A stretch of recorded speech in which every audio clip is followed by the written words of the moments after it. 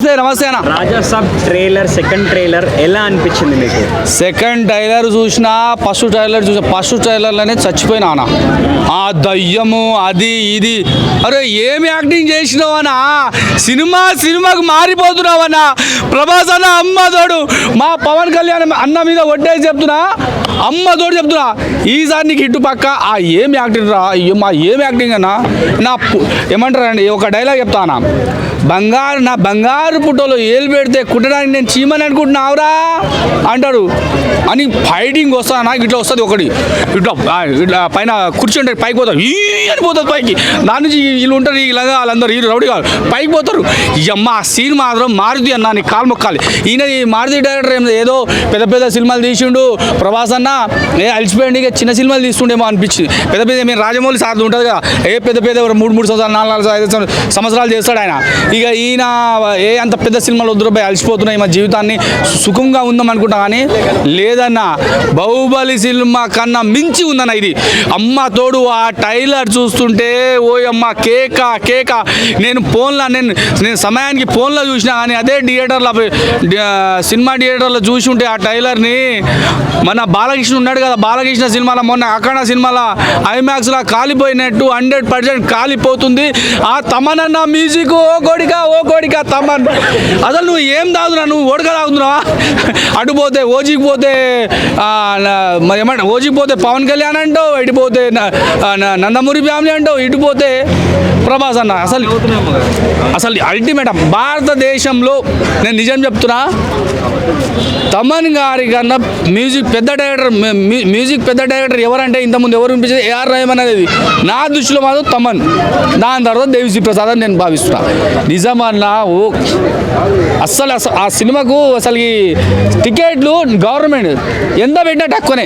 ఆ టైలర్కి నేను 1000 రూపాయలన్నా పెడతాను, నేను ఆ టైలర్కి 1000 రూపాయలన్నా పెడతా, 2000 పెడతా. కానీ టైలర్కి ఎంత 3 minutes 2 minutes ఉంటుంది, అది దానికే నేను 1000 రూపాయలు పెడతా, నా సంతోషంతో పెడతాను నేను.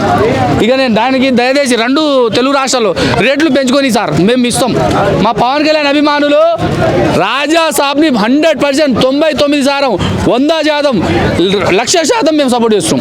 సినిమా మాత్రం ఏముందన్న, ఆ టైలర్ ఏందట, సినిమా చూస్తే పడిపోవాలి ఒక్కొక్కరి బరాబర్ పిషాబ్ పడుతుంది బాయ్.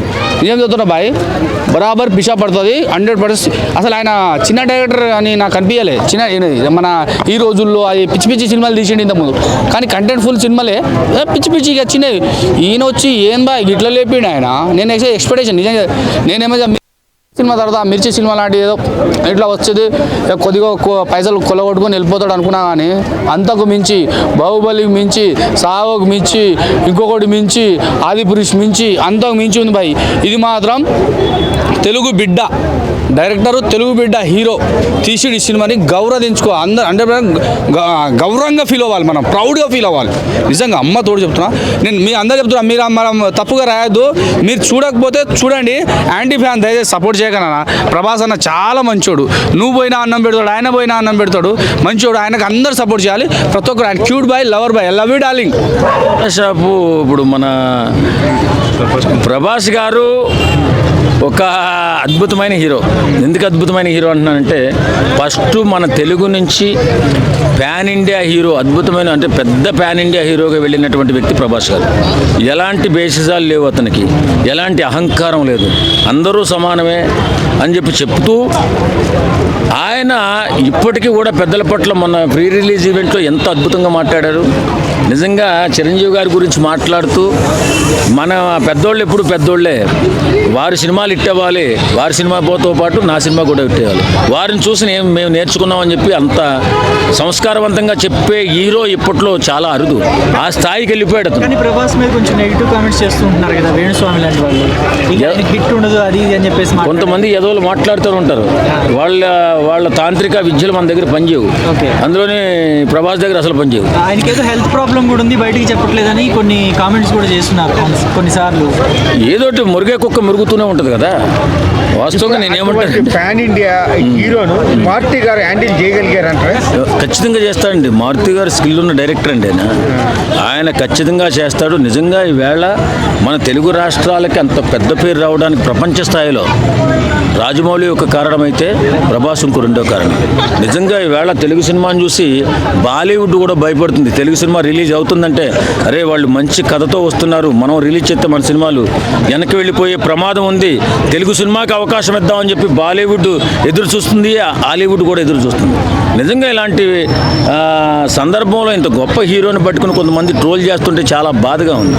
అరే మన తెలుగు రాష్ట్రాలకు అద్భుతమైన పేరు తీసుకొచ్చి ఎక్కడో మారుమూల ఉన్నటువంటి మన తెలుగు రాష్ట్రం ప్రపంచ స్థాయిలో ప్రపంచ పటంలో అంతటి అద్భుతమైన విజయాన్ని సాధించు ప్రపంచ స్థాయికి ఎదిగిపోయినటువంటి తెలుగు సినిమా ఇండస్ట్రీని ఇంకా తొక్కాలని ఇంకా ఏడుస్తూనే ఉన్నారు చాలామంది దరిద్రులు.